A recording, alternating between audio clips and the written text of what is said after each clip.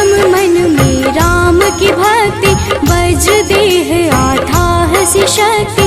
राम राम जो केवल कहीं, राम के काम में आगे रहे। मुख पर तेज ललाट सुशोभित, भक्त दुलारी न होते ही क्रोधित। जो कबहि जे भक्त पुकारे, हो जाते हैं सदा सहारे।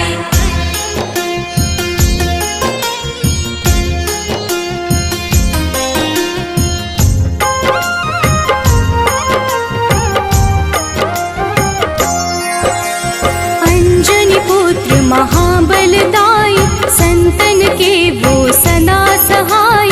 कलयुग में जो नाम है जपता, पाप से वो तो कभी न तपता।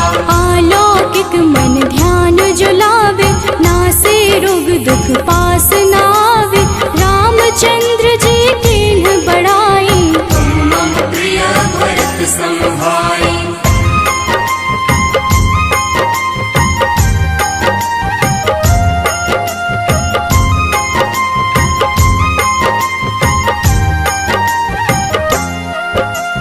तेज प्रताप महाबलदाई, केशरी नंदन अंजना माई। कांधे मोज जनेऊ साजे, हनुमत नाम के डंका बाजे। रावण प्रिय अक्षय संहारे, रामचंद्र के काज सवारे। मचा कोलाहल रही न शंका, जार गए सूरी की लंका।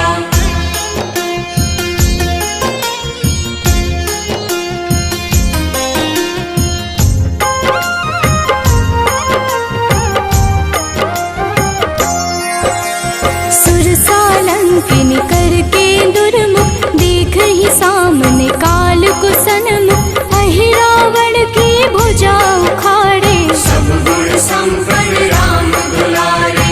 इस कलयुग में कोई न दूजा, हनुमत भावहि राम की पूजा। जेहि कृपा प्रभु राम की गावे, सबसे प्रथम हनुमान जी आवे।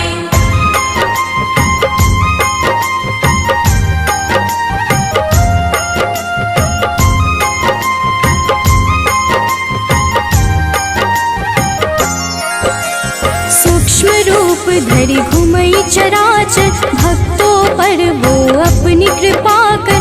लाल रंग मन हनुमत भावे, लाल ही फल की भोग लगावे। मंगलवार जो जपहु हमेशा, पास रहे ना कोई कलेशा। दीन दुखी की कर जो सेवा, हनुमत देते हैं उनको मेवा।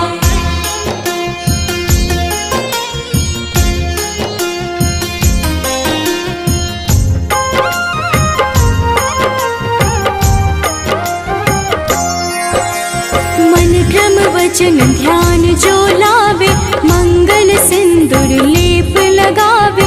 तापर हनुमत हो वही सहाय, बड़ऊ विवेक ज्ञान चतुराई। कष्ट निवारक है सहयोगी, हनुमत नाम बड़ा उपयोगी। ये छोटा सा कार्य तो कर लो, अपने मन में हनुमत भर लो।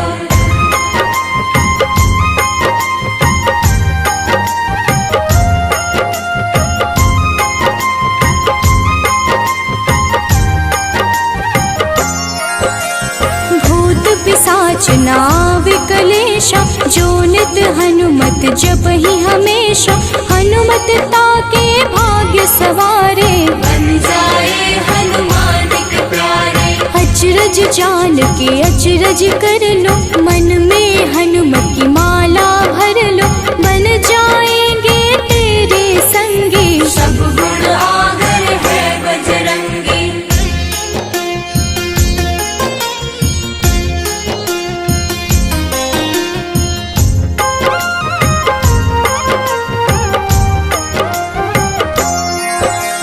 जो निश दिन हनुमत गोहरावे, सब सुख संपत्ति शांति पावे। जो रोज करहे हनुमत चर्चा, हनुमत देते हैं भक्त को दर्जा। सब देवन में होत बड़ाई।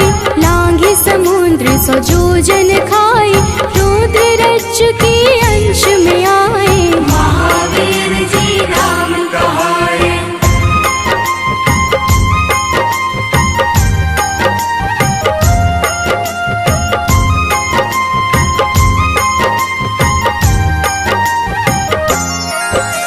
माँ सीता के बहुत ही प्यारे, अंजनी लाल जी जगत दुलारे।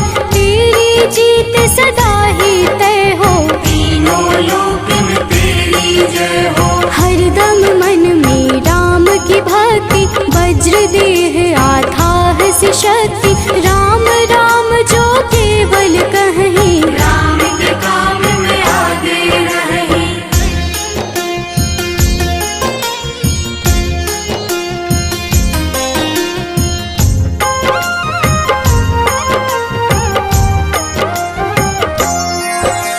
मुख पर तेज ललाट से शोभित, भक्त दुलारे न होते ही क्रोधित। जो कब ही जे भक्त पुकारे, हो जाते हैं सदा सहारे। अंजनी पुत्र महाबलदाई, संतन के प्रभु सदा सहाय। हाथ वज्र और ध्वजा विराजे, कांधे मूंज जनेऊ साजे।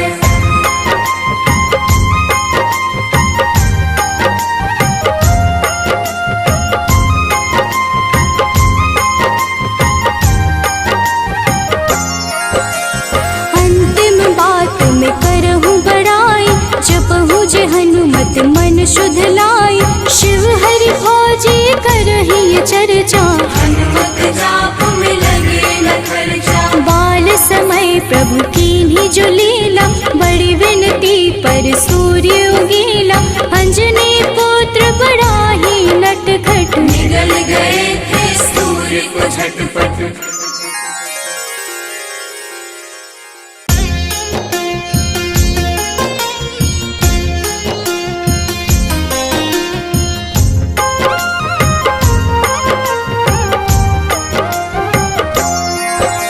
सब देवन में होत बड़ाई, लांघे समुद्र सौ योजन खाए।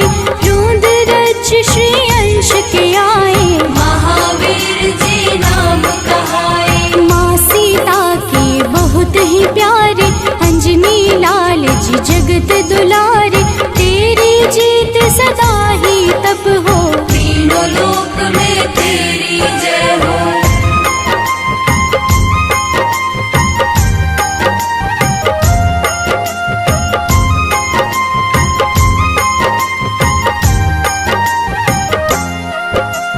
हरदम मन में राम की भक्ति, वज्र देह आथाह सी शक्ति। राम राम जो केवल कहीं, राम के काम में आगे रहे। मुख पर तेज ललाट सुशोभित, भक्त दुलारे न होते ही क्रोधित। जो कब ही जे भक्त पुकारे, हो जाते हैं सदा सहारे।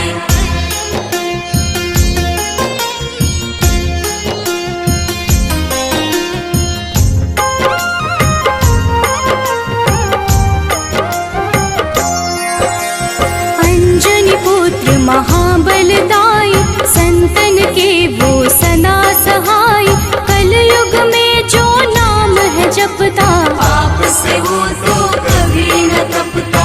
अलौकिक मन ध्यान जो लावे, नासे रोग दुख पास न आवे। रामचंद्र जी किन्ह बड़ाई, तुम मम प्रिय भरत सम भाई।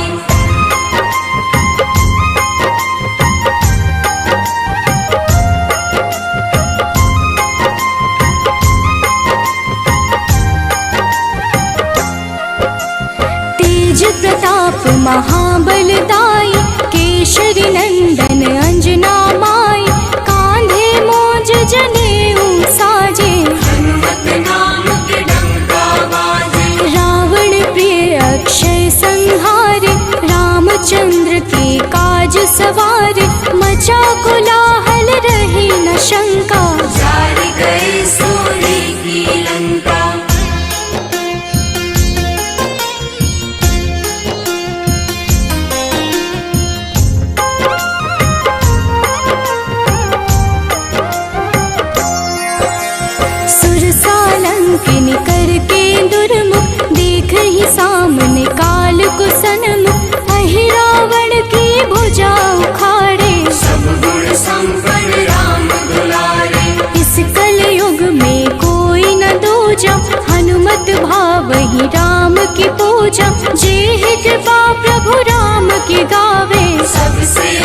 हनुमान जी आवे।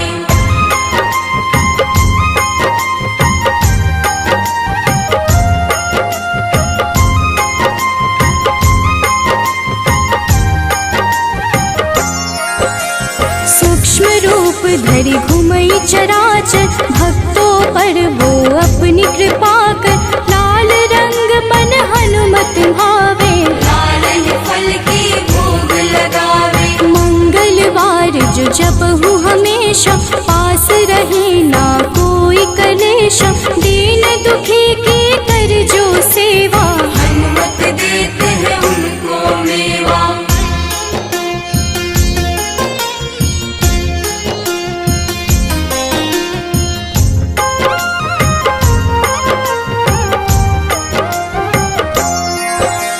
मन क्रम वचन ध्यान जो लावे, मंगल सिंदूर लेप लगावे।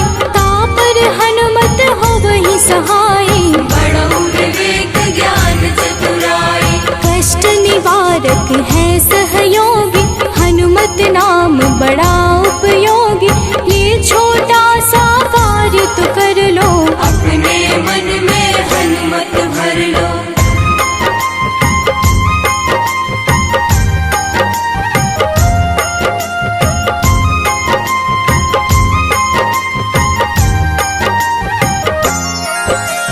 भूत पिशाच नाव कलेशा, जो नित हनुमत जप ही हमेशा। हनुमत ताके भाग्य सवारे, बन जाए हनुमान के प्यारे। अचरज जान के अचरज कर लो, मन में हनुमत की माला भर लो। बन जाएंगे तेरे संगी, सब गुण आगर है बजरंगी।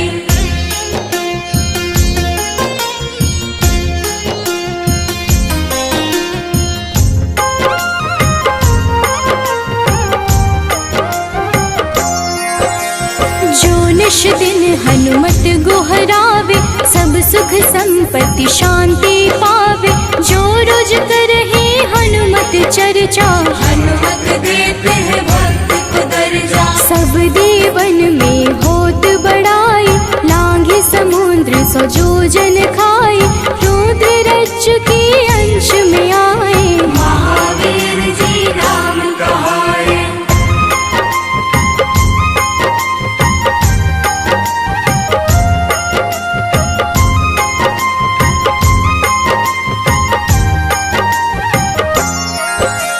माँ सीता के बहुत ही प्यारे, अंजनी लाल जी जगत दुलारे। तेरी जीत सदा ही तय हो, तीनों लोक में तेरी जय हो। हरदम मन में राम की भक्ति, वज्र देह आथाह से शक्ति। राम राम जो केवल कहीं, राम के काम में आगे रहे।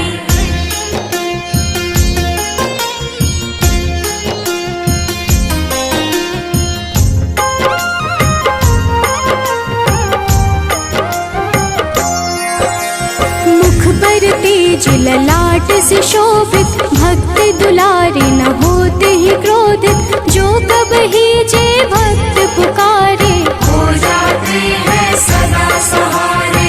अंजनी पुत्र महाबलदाई, संतन के प्रभु सदा सहाय।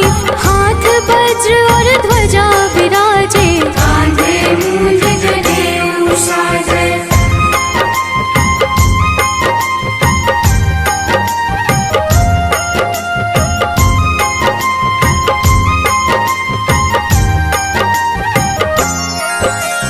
अंतिम बात में करहूँ बड़ाई, जपहु जे हनुमत मन शुद्ध लाई। शिव हरि फौजी करहि ये चर्चा, हनुमत जाप में लगे न खर्चा। बाल समय प्रभु कीन्ही जो लीला, बड़ी विनती पर सूर्य उगीला।